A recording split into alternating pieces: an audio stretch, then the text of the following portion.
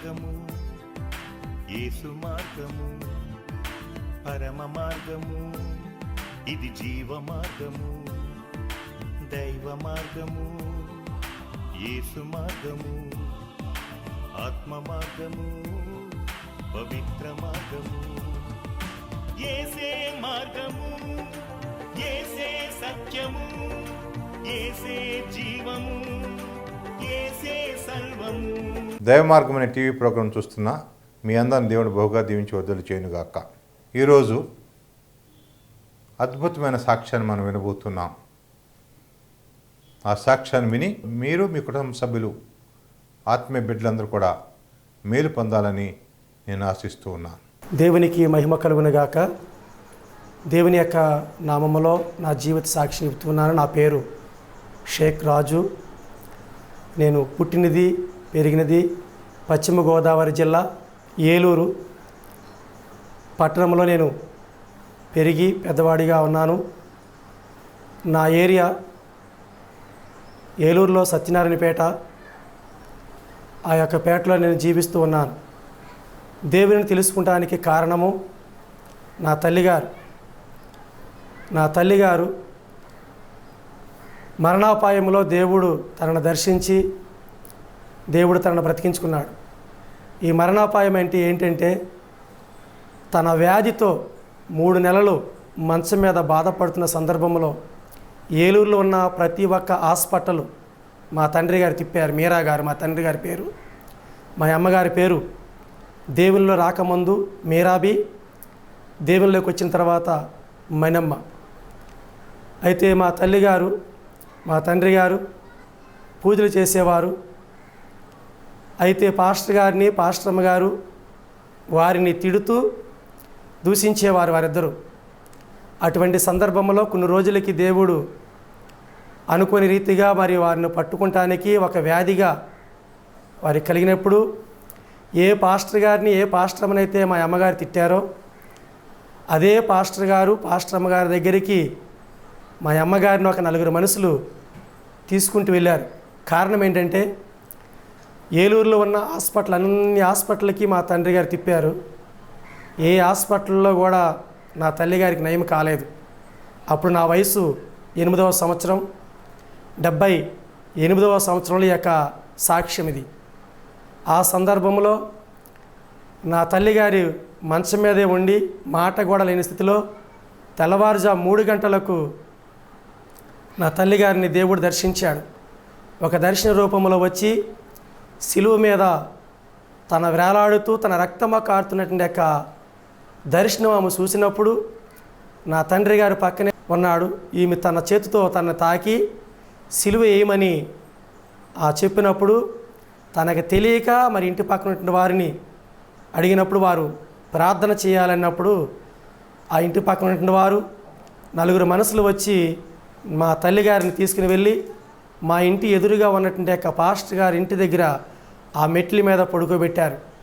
Pastor గారిని పాస్టరమ్మ గారిని లేపినప్పుడు వారు వచ్చి అడిగారు, ఏంటమ్మా అంటే నాకు రక్తపోటు జబ్బండి అని మా తల్లిగారు సాక్ష్యం ఇచ్చినప్పుడు మా తల్లిగారితో పాస్టరమ్మ గారు అన్నారు, దేవుని యందు విశ్వసిస్తే దేవుడు మంచి కార్యం చేస్తాడమ్మా, ఇప్పుడే నేను స్వస్థపరుస్తాడు, మరి దేవుని నమ్ముకుంటావా అని అడిగినప్పుడు నా తల్లిగారు నమ్ముకుంటానండి, దేవునితో నేను ఉంటాను అని మాటతో, అంటే మాట లేదు చేతుల యొక్క సైకితో చేసినప్పుడు పాస్టరమ్మ గారు ప్రార్థించారు. 4 మనుషులు మోసుకెళ్ళినటువంటి వ్యక్తి ఒక్క 5 నిమిషాలు ప్రార్థన చేసేటప్పటికి దేవుని యొక్క స్వస్థత అనేది ఆమె కలిగింది. వెంటనే నడుచుకుంటూ ఆమె ఇంటికి రావడం జరిగింది. ఇంత గొప్ప అద్భుత కార్యం ఎప్పుడైతే దేవుడు మా తల్లిగారి పట్ల చేశాడో, మా పెదనాన్నగారు కావచ్చు, ఇంకా అనేక మంది మమ్మల్ని వెలివేయడం జరిగింది. మీరు వేరే మతంలోకి వెళుతున్నారు, వేరే ఆరాధన చేస్తున్నారు, మీరు మాతో కలవడానికి వీల్లేదని వారు వెలివేయడం జరిగింది. ఆ సందర్భంలో మా అమ్మగారు ఆ పాస్టర్ గారు చెప్పినట్లుగా బాప్తీసం తీసుకొని ఆ పాస్టర్ గారి దగ్గరే విశ్వాసురాలుగా ఉంటూ ప్రార్థనలో గడుపుతూ ఉండేవారు. కొన్ని రోజులు పోయిన తర్వాత మా తల్లిగారు ఇంటి పక్కన ఉన్న వ్యక్తి వారు మరి ఏ విధంగా జరిగిందో నాకైతే తెలియదు, కానీ నా తల్లిగారిని వారు కొట్టడం జరిగింది. జరిగిన తర్వాత నా తల్లిగారు మా కొట్టు బిర్లాబాన్ సెంటరు, అక్కడ మా నాన్నగారు మిషన్ కుడుతూ ఉండేవాడు. ఆ స్థలానికి వెళ్ళినప్పుడు మరి ఇంటికి తిరిగి వచ్చేటప్పటికి ఎవరైతే మా తల్లిగారిని కొట్టారో ఆ వ్యక్తి చనిపోవడం జరిగింది. ఆమె మా బయట పడుకోబెట్టారు. ఆమె పేరు అప్పలరస. పడుకోబెట్టినప్పుడు మా అమ్మగారు వచ్చింది, లోపలికి వెళ్ళింది. మరి దేవుడు తనతో ఏం మాట్లాడాడో నాకైతే తెలియదు, కానీ వచ్చి తన కోసం ప్రార్థన చేసినప్పుడు తన బ్రతికినట్లుగా ఈ రోజుకి కూడా ఆమె సజీవులుగా ఉన్నారు. సజీవురాలుగా సత్యనారాయణపేట ఆ యొక్క గ్రామంలో ఆమె ఇప్పటికీ బ్రతికే ఉన్నారు. ఈ సాక్ష్యం ఎప్పుడైతే వాళ్ళందరూ చూశారో వారి సిగుడిలండి. వారు ఏలూరు మార్కెట్లో చేపలు అమ్ముతూ వారి జీవనోపాధి కొనసాగించేవారు. అప్పటికప్పుడు 25 మంది అక్కడ దేవుని తెలుసుకుంటాం జరిగింది. వారందరూ కలిసి స్థలము కొని మందిరము కట్టి 1979వ సంవత్సరంలో స్థలం కొని మందిరము కడటం జరిగింది. 80వ సంవత్సరంలో మందిరం ఓపెన్ చేశారు. ఆ పాస్టర్ గారి పేరు మారంపుడి సాధువు గారు. ఈ యొక్క చర్చి ఏలూరులో ఉన్నటువంటి యొక్క నవాబుపేట కాలనీ త్రిత్విత్వ సంఘం అని దీనికి నామకరణ చేసి దీనికి పాస్టర్ గారు మారంపుడి సాధువు గారు. ఈ రీతిగా నా తల్లిగారి పట్ల మేము దేవుళ్ళకి రావడం జరిగింది. అయితే నేనైతే నా వయస్సు 11, 12 సంవత్సరాలు వచ్చిన తర్వాత కుర్రవాళ్ళ సహవాసం పడి నేను దేవుని యొక్క మార్గంలో నుంచి నా తల్లిగారితో పాటు మందిరానికి వెళతా ఉండేవాడిని. ప్రతి ఆదివారము ప్రతి గృహకుడికి వెళతా ఉండేవాడిని. వయసు పెరిగిన తర్వాత నాకు 15వ సంవత్సరం వచ్చిన తర్వాత నాకు కొన్ని అలవాటులు అనేది అబ్బింది. అదే సరదాగా ఎవరైనా సిగరెట్ కలిస్తే వారికి ఒక సిగరెట్, అప్పట్లో శార్మనార్ సిగరెట్ 10 పైసలండి. ఆ 10 పైసలు సిగరెట్ వారికి ఒకటి కొనిపెట్టి నేను ఒకటి కాలుస్తూ వాళ్ళ దగ్గర ఆ సిగరెట్ నేర్చుకున్నా. ఆ రోజుల్లోనే త్రాగుడు కూడా నేర్చుకున్నాను. త్రాగుడు విపరీతంగా తాగుతూ నేను ఎంతగా అంటే నేను సత్యనారాయణపేట నవాబుపేట కాలనీ మస్తాన మంజం కాలనీలో తిరుగుతూ ఉంటే కుర్రవాళ్ళ సహవాసం తిరుగుతూ ఉంటే అనేక మంది నన్ను చూసి భయపడి లోపలికి పారిపోతూ ఉండేవారు. కారణం ఏంటంటే నేను ఒక గాలిగాను ఎవరిని పడితే వారిని కొట్టడము, కర్రలతోనూ రాడ్డులతోనూ నేను ఎవరైనా ఏదైనా నాకు వ్యతిరేకమైనది ఎవరైనా కనబడితే వారిని కొట్టడము, మా ఫ్రెండ్స్ని కానీ ఎవరైనా ఏమనంటే వారు వచ్చి నాకు ఫుల్గా మందు పోపిచ్చి గొడవకి తీసుకెళ్ళి ఆ గొడవలో నన్ను ముందుగా పెట్టేవారు. ఆ రీతిగా నేను తిరుగుతూ ఉండేవాడిని. అప్పట్లో నాకు కొంతమంది సహవాసం పడ్డారు. ఆ రోజుల్లో రౌడీ సీటర్గా పేరు పొందినటువంటి యొక్క మొక్కాసీను కావచ్చు, గాలాయగూడెం అల్లుడు తోటరవి గారు కావచ్చు, వీళ్ళందరితో నేను సహవాసం చేస్తూ తిరుగుతూ ఉండేవాడిని. ఎక్కువగా నేను మొక్కాసీనుతో తిరుగుతూ ఉండేవాడిని. ఎందుకంటే నేను బిర్లాబాన్ సెంటర్లో మా మిషన్ కొట్టు పక్కనే మేసాల ఆదినారాయణ గారని పళ్ళ వ్యాపారం చేసేవారు. వారి యొక్క బిడలు తూర్పీది సంబంధం, వాళ్ళకి నాకు పరిచయం బట్టి ఆ తూర్పీది వెళుతూ ఆ మొక్కాసీనుతో నాకు పరిచయం ఏర్పడింది. ఆ మొక్కాసీను అప్పట్లో ఏలూరులో ఒక రౌడీ స్వీటర్గా పేరు పొందినటువంటి వ్యక్తి. తనతో నేను తిరిగేవాడిని. ఆ సందర్భంలో అనేకమైన గొడవలలో నేను కూడా వాళ్ళతో కలిసి ఇన్వాల్వ్ అవ్వడం జరిగింది. కానీ నేను ఎంతవరకు అంటే కొట్టడం వరకు తిరిగేవాడిని. తర్వాత కొన్ని కారణాల వల్ల ఆయన మరి మర్డర్ చేయబడ్డాడు. ఆ సమయంలో నేను అక్కడ నుంచి మా వివాహము కూడా తడికిలిపూడి గ్రామమును రత్నగిరి నగరం యొక్క గ్రామంలో ఒక అమ్మాయిని వివాహం చేసుకున్నాను. ఆ గ్రామానికి వచ్చాను. అయితే నా జీవితం మాత్రము ఎంతవరకు త్రాగుడు, పేకాట, ఇంకా చెడు వ్యసనాలు, వ్యభిచారమని ఇవన్నీ కూడా నాకు ఉండేవి. పేకాట ఆడుతున్న సమయంలో ఇంటిలో ఉన్నటువంటి యొక్క వస్తువులన్నీ కూడా అమ్మడం జరిగింది. తినటానికి తిండి లేదు. మా ఆవిడి గర్భిణీతో ఉన్న సమయంలో ఆకలితో అలమటిస్తున్నట్టు సందర్భంలో కనీసము ఒక ముద్ద అన్నం పెట్టేట స్థితి కూడా లేదు. ఇంటిలో ఏమీ లేనప్పుడు ఒకే ఒక బేష్ని అంటే స్టీల్ క్యాన్ ఉంది. ఆ క్యాన్ను తీసుకెళ్ళి 60 రూపాయలకి దాన్ని అమ్మేసి తీసుకొచ్చి నేను నా భార్య ఆ పూట భోంచేద్దాం అనుకున్నాం. దారిలోనే ఒక వ్యక్తి ఉన్నాడు. ఆ వ్యక్తికి ఆకేసి రావయ్య ప్యాకెట్ ఆడుకుందాం అన్నాడు. మరలా కూర్చున్నా. ఈ 60 రూపాయలు కూడా పోయింది. 60 రూపాయలు పోయిన తర్వాత అప్పటికి మేము 2 రోజుల నుంచి పస్తుంటున్నాం. ఆయన దగ్గరే 10 రూపాయలు తీసుకొని పాండురంగ థియేటర్ దగ్గర పెద్ద దగ్గరికి వచ్చి కిచిడీ ప్యాకెట్ 4 రూపాయలు అప్పుడులో 2 ప్యాకెట్లు కొనుక్కొని ఆ 2 ప్యాకెట్లు నేను ఒక ప్యాకెట్ నా భార్య ఒక ప్యాకెట్ తిని ఆ రోజున ఆలోచించా, ఎందుకు వచ్చింది జీవితం అని ఆలోచించాను. అనేసి తాగుడు మానేద్దాం అనుకున్నా. ఒక నెల 2 నెలలు మానేశాను. తర్వాత మరలా మామూలు స్థితికి వచ్చింది. నా బ్రతుకు ఎప్పుడూ మారలేదు.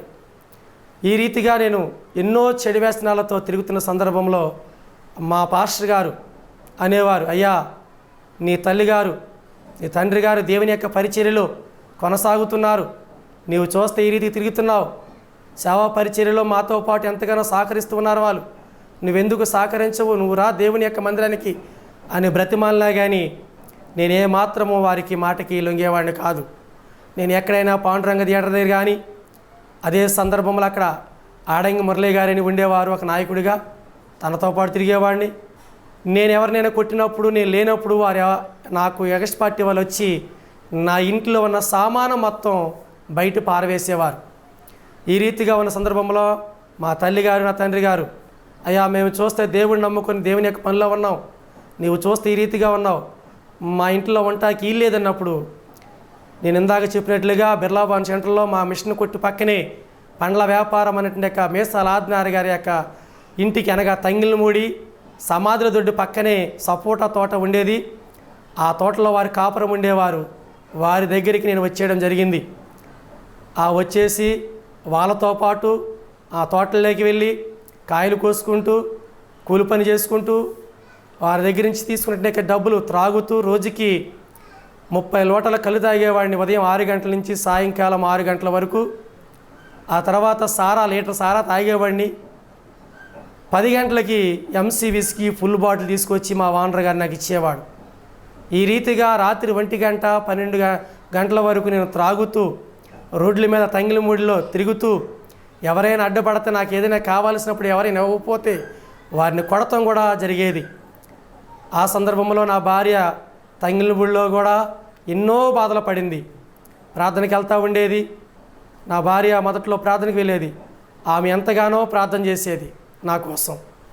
అయినా కానీ నేను ఎక్కడ కూడా దేవునికి లోబడలేదు. దేవుని మాటకి ఎక్కడా కూడా నేను దొరకలేదు.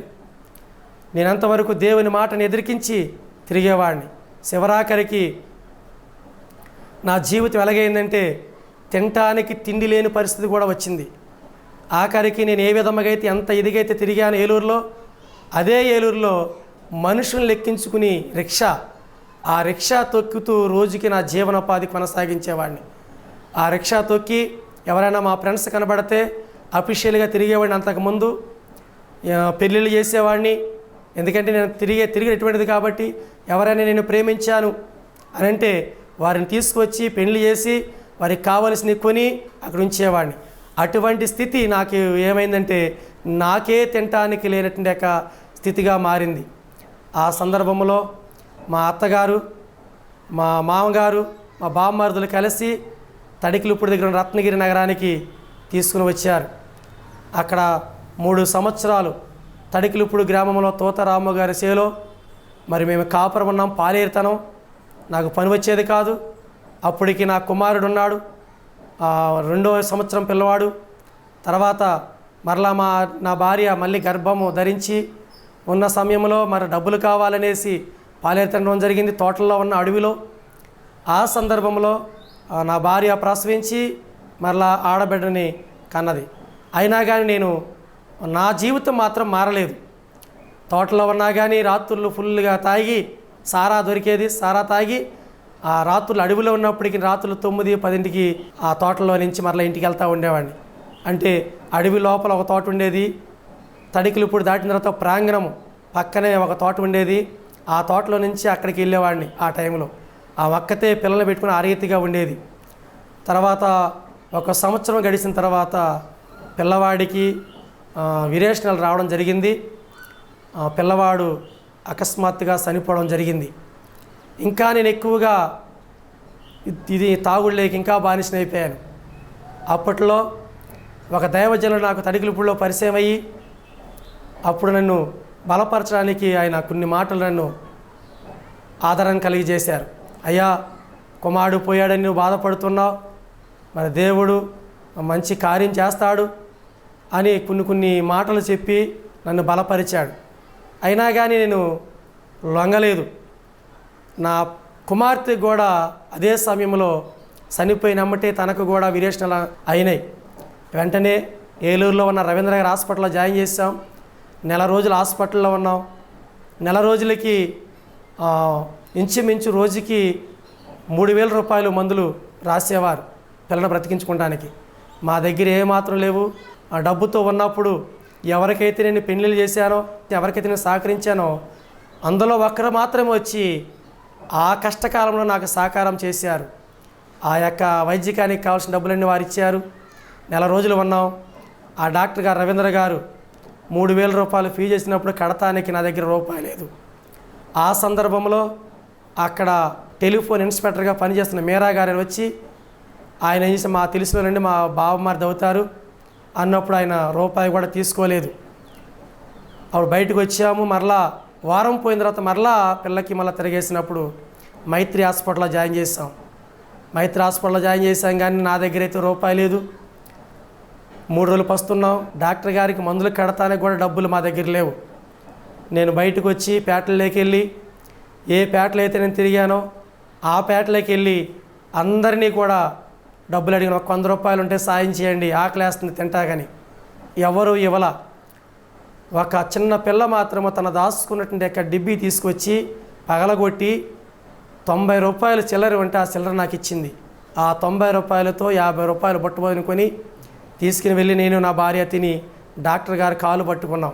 అయ్యా, మా దగ్గర డబ్బులు లేవు, మేము ఒకనొక సమయంలో ఈ బిర్లాబాన్ సెంటర్లోనే మేము వ్యాపారం చేశాము, నా పరిస్థితి బాగోలేదు, నేను ఎప్పుడైనా తీసుకొచ్చి మీకు ఇస్తానయ్యా అన్నప్పుడు ఆ డాక్టర్ గారు కూడా మమ్మల్ని విడిచిపెడతం జరిగింది. మరలా దైవజనులు మరలా ఏలూరు నుంచి రాజారావు గారు వచ్చి, అయ్యా, మీ తల్లిగారు మీ తండ్రి గారు మరి సేవకు సహకరిసి నువ్వు ఈ రీతిగా తిరుగుతుంటే దేవుడు మరి ఈ రీతిగా నువ్వు ఉంటే దేవుడు ఊరుకున్నాడు కాదు, నువ్వు దేవుడు అంటే దేవుని నీ మీద ఎంతగానో ప్రేమ కలిగి ఉన్నాడు, దేవుని మాట వినయ్యా, దేవుని మాట నీ వింటే ఈ కష్టాలన్నీ తొలగిపోతాయి, నీకు ఇటువంటి బాధలు ఉండవు, నువ్వేం చేసావు, నీ కుమారుడు చూస్తే ఆ రీతిగా చనిపోయాడు, నువ్వు ఇంకా దేవుని వైపు తిరగట్లేదు, నీ కుమార్తె చూస్తే ఆ రీతిగా హాస్పిటల్లో ఉంది, మరి ఇప్పుడైనా నువ్వు మారేయ్యా అన్నప్పుడు సరే మారుతాను అయ్య గారు అన్న. కొంతకాలము తర్వాత నా అంతట్లో నేనే మరి దేవుని యొక్క ప్రేరేపణ బట్టి మందిరానికి వెళ్ళడం నేర్చుకున్నాను. నేను మందిరానికి మరలా మొదటి స్థితికి రావాలని మందిరానికి వెళుతున్న సందర్భంలో ఆ వాక్యం వెళ్తున్న సందర్భంలో ఒకసారి జనవరి 1కి వెళ్ళినప్పుడు వాక్యం చెప్తూ అయ్యా, సిగరెట్లు తాగుతారు, మందు కొడతారు, ఇలా చేస్తారు, ఇది దేవుని భక్తి కాదు, ఇది దేవుడు నమ్ముకున్న వాళ్ళు ఇలా చేస్తూ ఉంటారన్నప్పుడు నాకు బాధ కలిగి ఆ సంవత్సరము సిగరెట్టు మానివేశా, 2వ సంవత్సరం త్రాగుడు మానివేశా, 3వ సంవత్సరం పేకాట మానేశా. ఈ రీతిగా దేవుని యొక్క మాటకి నేను ఎప్పుడైతే కట్టుబడి లోబడి ఉన్నానో దేవుని యొక్క ఆశీర్వాదమే నా మీద ఇంకా పని చేయడం అనేది మొదలుపెట్టింది. అప్పుడు నా కుమార్తె పెరుగుతున్న సమయంలో మేము గ్రామంలోకి వచ్చాము, రత్నగిరి గ్రామంలోకి వచ్చాము. అప్పుడు దేవునితో నడవడానికి ప్రయత్నించాం. పొద్దున్నే పనికి వెళ్ళేవాడిని, మధ్యాహ్నం వచ్చి మిషన్ కుట్టేవాడిని, సాయంకాలం ప్రార్థన అంటే ప్రార్థనకి వెళ్ళిపోయేవాడిని. ఈ రీతిగా ప్రార్థన ఎక్కువగా గడుపుతున్న సందర్భంలో నా కుమార్తె పట్ల గొప్ప కార్యం చేశాడు దేవుడు.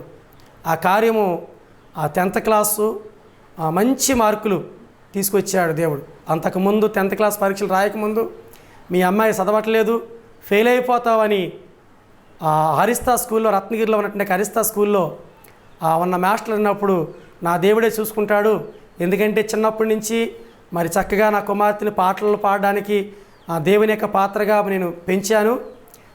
కాబట్టి నా దేవుడే నా కుమార్తె పట్ల కార్యం చేస్తారన్నప్పుడు ఏ గ్రేడు మార్కులు నా కుమార్తె 10th క్లాస్లో ఇవ్వడం జరిగింది. తర్వాత ఇంటర్లో హనుమాన్ జంక్షన్లో ఉన్న జేఎంజెస్ కాలేజీలో వేసినప్పుడు అక్కడ కూడా దేవుడు కాలేజీ ఫీజు కట్టకుండా నా కుమార్తె పట్ల గొప్ప కార్యం చేశాడు. ఈ రీతిగా మరి దేవుని యొక్క మాట ఎప్పుడైతే నేను విన్నానో దేవుడు నా కుటుంబాల్లో అద్భుతాలు చేయడం మొదలుపెట్టాడు. అదే రీతిగా మొదలుపెట్టి దేవుడు చక్కని కార్యాలు చేసుకుంటూ నన్ను ఒక సావుకుడిగా చేశాడు. నన్ను ఈ యొక్క రత్నగిరి గ్రామంలో ఎంత హీనమైతే స్థితిలో నేను వచ్చానో అందరి ముందు ఒక సాక్షిగా దేవునికి మహిమార్థముగా నేను ఒక సావుకుడిగా వాడుకుంటూ నా కుమార్తెకి చక్కని వివాహం చేసి చక్కని భర్తనిచ్చాడు నా కుమార్తెకి.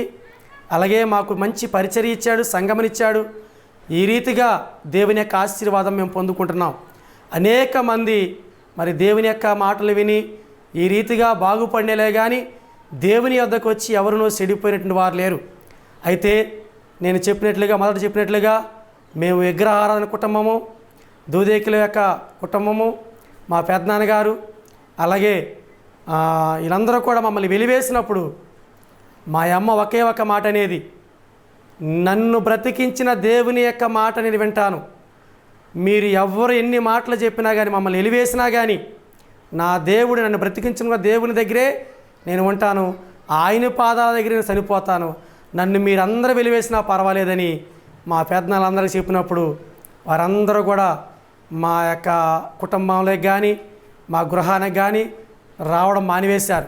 ఆ రోజు నుండి ఈ రోజు కూడా మేము దేవునితోనే అలాగా ఉన్నాం. మధ్యలో నేనే దేవుని మాటను వ్యతిరేకించి మరి దూరం అయిపోయినప్పుడు కొన్ని శ్రమలు అనుభవించాను.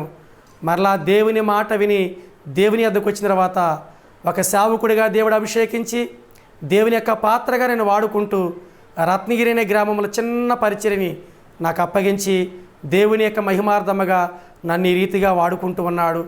కాబట్టి నేను చెప్పుతున్నట్టు యొక్క సాక్ష్యంలో ఉన్నటువంటి యొక్క మాటలని గమనించి మీరు కూడా దేవుని యొక్క మాటని విని లోబడితే మీ కుటుంబాల్లో కూడా దేవుడు గొప్ప కార్యాలు చేయడానికి సిద్ధంగా ఉన్నాడు. ఎందుకంటే ఆయన పాడైపోయిన జీవితాలను బాగు చేయడానికి ఉన్నాడు.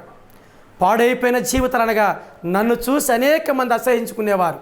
వీడు త్రాగిపోతాడు, వీడు రౌడీ అనేసి నన్ను ఎంతమంది అయితే అసహించుకున్నారో వారందరి దగ్గర నేను ఈరోజు చక్కని పేరు తెచ్చుకుంటున్నాను. దేవుడు అంత ఇదిగా నన్ను హెచ్చించాడు. పాడైపోయిన జీవితానికి ఆయన విలువనిచ్చాడు నాకు. అందుకనే ఆయన సేవ చేస్తానికి నేను ముందుకు వచ్చి ఈ రీతిగా సేవ చేస్తూ మీ అందరికీ నా సాక్ష్యాన్ని పంచుకున్నాను. మరి సేవా పరిచర్యలోకి నన్ను పిలుచుకున్నాడు. ఈ సేవా పరిచర్య మరి రత్నగిరి గ్రామంలో 2000 సంవత్సరంలో ఈ సేవా పరిచర్య చిన్నగా ప్రారంభించి మరి దైవజనులు యేసేపు గారికి ఒక సహకారుగా ఉంటూ తనతో పాటు నేను కూడా మరి సేవా పరిచర్యలో పాల్గొంటూ తన వెనకమాల ఉంటూ దేవుని పనిలో నమ్మకంగా నేను కొనసాగుతూ ఉన్నాను. దేవుని పనులు ఎప్పుడైతే కొనసాగుతున్నానో పరిచర్య కూడా మరి దేవుడు దినదినము అభివృద్ధి చెందించాడు. దినదినము కూడా సంఘాన్ని బలపరుస్తూ మరి చక్కగా నన్ను మంచి పాత్రగా వాడుకోవాలని ఆయన ఉద్దేశం. కాబట్టి దేవుని యొక్క కృపను బట్టి దేవుని యొక్క ఉద్దేశాన్ని బట్టి మరి నేను ముందుకి ఇంకా దైవజనుల యొక్క సహకారముతోనూ దేవుని యొక్క పనిలో నమ్మకముగా ఉండే రీతిగా మీ అందరూ నా కొరకు నా కుటుంబం కొరకు ఈ చిన్న పరిచర్య కొరకు మీరందరూ కూడా ప్రార్థించాలని మీ అందరికీ దేవుని యొక్క నామములో నేను వేడుకుంటున్నాను. ఈ అవకాశం ఇచ్చినటువంటి యొక్క ఏఎంకే ప్రసాద్ గారికి ప్రత్యేకముగా నా వందనాలు తెలియపరుచుకుంటున్నాను.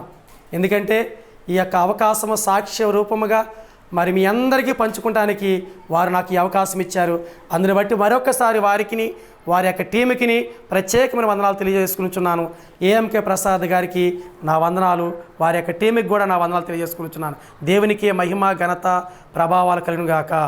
నాకు సహకారిగా ఇచ్చినటువంటి యొక్క నా భార్య రాహేలమ్మ గారు, అలాగే దేవుడు చేసిన యొక్క కార్యాలను బట్టి నా కుమార్తె దివ్యవాణి, అలాగే తన భర్తగా ఇచ్చినటువంటి రాజశేఖరు మా అల్లుడు గారు, ఈ రీతిగా చిన్న కుటుంబముగా దేవుని యొక్క పరిచర్యలో కొనసాగుతూ ఉన్నాము. కాబట్టి మా గురించి మీరు ప్రార్థన చేయండి. చిన్న ప్రార్థన చేసుకొని ఈ సాక్ష్యాన్ని ముగించుకుందాం. ప్రార్థన.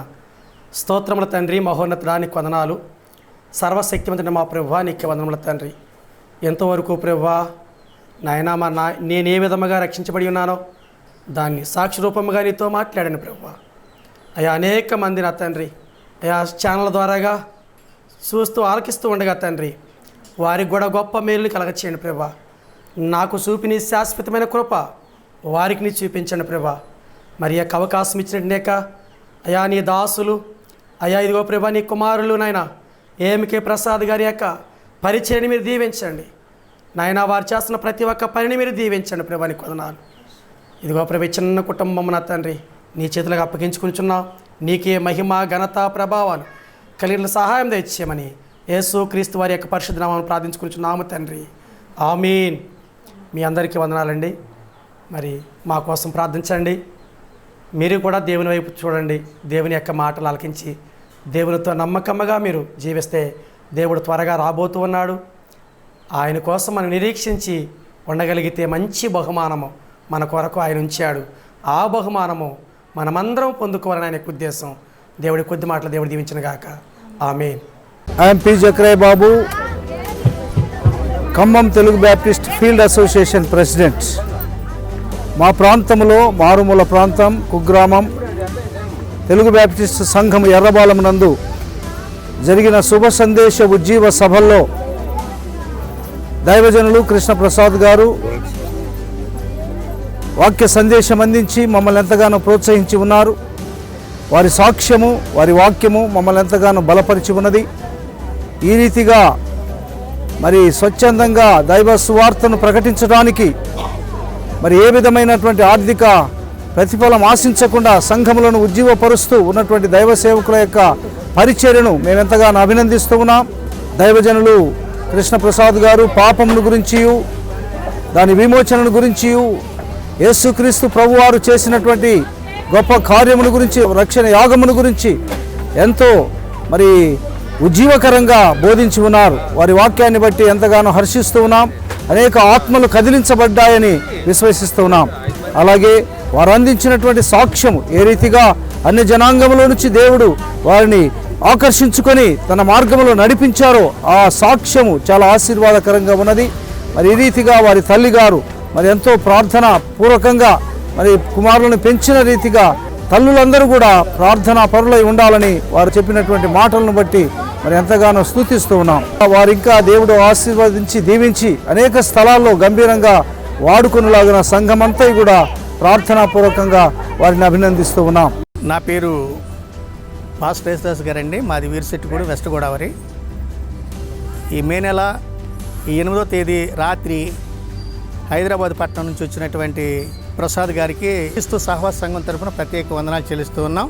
ప్రసాద్ గారిని ఆహ్వానించాలని అనుకున్నప్పుడు మా సంఘం అంతా ఏకీభవించి మేము పిలిచాం. ఈనాడు సభలకు పిలుస్తారంటే టీవీ ప్రసంగికులంటే కొంచెం భయపడుతున్నారు. కానీ ప్రసాద్ గారు మాత్రం ఏమి ఆశించకుండా ఉచితమైనటువంటి సేవా పరిచర్యలో చేసుకుంటూ అనేకులకు సాక్షిగా దేవుని సువార్తను ప్రకటించేటువంటి దైవ సేవకుల్ని మరి ఈరోజు ఈ దినము ఈ వీరశెట్టిగూడెం గ్రామంలో చూడటం ఇదే సంతోషకరం. అందుని బట్టి నేను సంతోషిస్తూ ఉన్నాను. మా సంఘం తరఫున మరొకసారి ప్రత్యేక వందనాలు.